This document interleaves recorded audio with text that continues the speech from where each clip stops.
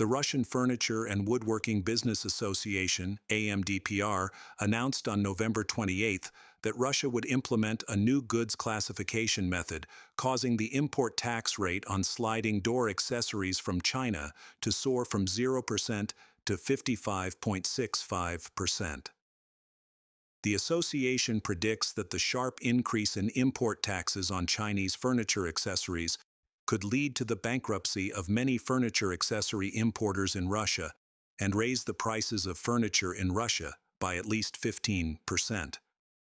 The association's president, Alexander Shestakov, emphasized that Russia is entirely dependent on importing these accessories, with an annual import value of approximately $0.3 billion, mainly from China. Information circulating on Chinese social media also pointed out that while the import tax on sliding door accessories from China has increased to 55.65%, the tax on similar accessories imported from Europe has only increased by 10%. After confirming the information was accurate, many Chinese social media users claimed that after the Russia-Ukraine war broke out, the Chinese government had been pressured by U.S. and Western sanctions and tried to maintain trade relations with Russia. However, Russia responded in this way, genuinely making Russia a traitor and a backstabber. Some other netizens argued that the newly elected president, Donald Trump, had declared he would increase taxes on Chinese goods by 60%, but he was unsure if he would implement it. Meanwhile, President Putin did not make any prior announcements but had almost already made them, showing that Putin is even more ruthless than Trump.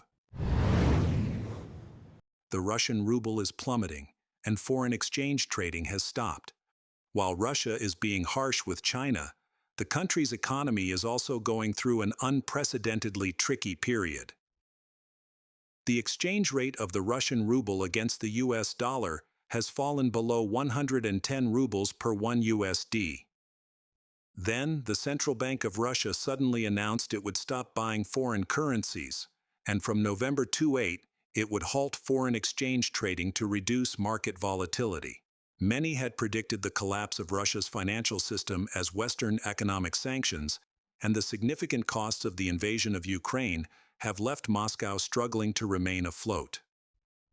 In recent years, the Russian ruble has continuously weakened due to the poor economic situation and has significantly declined since Russia began its invasion of Ukraine. However, due to the favorable early stages of the war, the ruble quickly recovered and maintained its strength for 9 months. Until the situation in the conflict reversed, the ruble rapidly declined again. Since the beginning of the year, the ruble has somewhat recovered due to optimism about Trump's election campaign. But from August onward, the currency has continued to fall, accelerating the depreciation rate. Since November 7, the exchange rate of the Russian ruble against the US dollar has fallen more than 8.5%, dropping below 110 rubles per 1 USD. The previous week, the ruble had already dropped 12% against the US dollar. The Central Bank of Russia announced it would temporarily stop selling foreign currencies during trading sessions and from November 2, 8, would halt foreign exchange trading until the end of the year.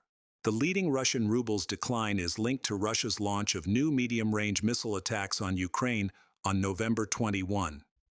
The U.S. Department of the Treasury announced severe sanctions against Russian banks and the gas industry. More than 50 banks, 40 securities firms, and 15 Russian financial officials had their assets frozen in the U.S. At the same time, they are now unable to process any energy transactions related to the U.S. financial system in the future. As Russia's financial institutions were sanctioned, its international payment pipelines narrowed, leading to the global rejection of the ruble and its rapid freefall. Chinese entrepreneurs in Russia reported on social media that on November 27, the official exchange rate of the ruble had dropped to its lowest point, with 1 USD equaling 114 rubles. Meanwhile, on the black market in Moscow, the exchange rate surged to 1 USD, which equaled 400 rubles, Throughout the past year, exchanging US dollars and euros in Russia has been difficult, which has made black market trading more popular. The suspension of official foreign exchange trading is now seen as a matter of time. All of these developments are undoubtedly related to Russia's invasion of Ukraine. Since the Russia-Ukraine war erupted in February 2022, Russia has experienced a strange phenomenon. The more it fought, the more money it seemed to have. However, no one could have predicted that the war would last nearly 3 years. Elvira Nabiullina, governor of the Central Bank of Russia, stated that almost all of Russia's available resources have been depleted. She was the one who helped Russia join the World Trade Organization, WTO, in 2012, and her husband, a former advisor to Putin, saved Russia's economy in 2014 when the crisis from the Crimea referendum and annexation caused the exchange rate, stock market, and bonds to plummet. To cope with the costs of the war, the governor of the Central Bank of Russia, Nabiullina, raised interest rates to 20% amid Western countries' freezing of foreign exchange reserves. She also forced domestic and foreign companies to comply with currency conversion regulations. Europe's requirement to pay for energy in rubles has helped the ruble, which had previously fallen sharply, regain some value domestically. Nabiullina encouraged young people to buy homes by providing numerous housing loan subsidies to boost domestic consumption and support the stock market through real estate. China's experience inspires this move. At the same time, Russia has maintained its war costs by rerouting its oil exports to India amid sanctions from other countries. However, Russia, which traditionally had a budget surplus of 500 billion rubles annually, reported a budget deficit of 3.2 billion rubles in 2022 and 2023 after the war began. In 2024, Russia's defense spending is expected to exceed 10 trillion rubles, while spending on economic sectors is estimated at 4 trillion rubles, with 75% allocated to the military, costing an average of 38 billion rubles daily. Many of these expenditures are related to the lives of young people. Russian research organizations report that, since the war began, compensation for casualties is estimated to total 8 trillion rubles, with Russian military casualties estimated at 550,000, including around 90,000 deaths. Moreover, this is not the most significant expenditure of the war. The war's costs are immense, forcing the Central Bank of Russia to increase the money supply through government bond issuance and reverse repurchase transactions. Even the Russian Ministry of Finance sold frozen assets abroad to the Central Bank of Russia to boost the money supply.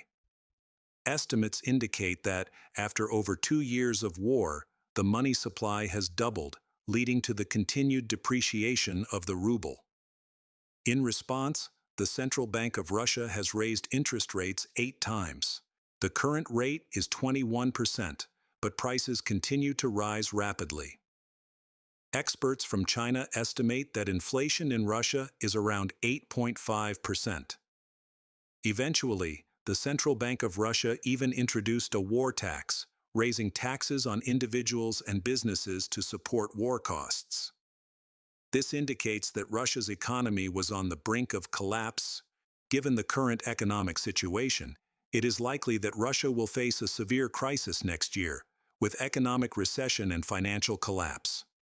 At that point, even if Donald Trump pushes for peace negotiations between Russia and Ukraine, President Putin will need help to elevate his position and negotiation terms with his dwindling personal credibility.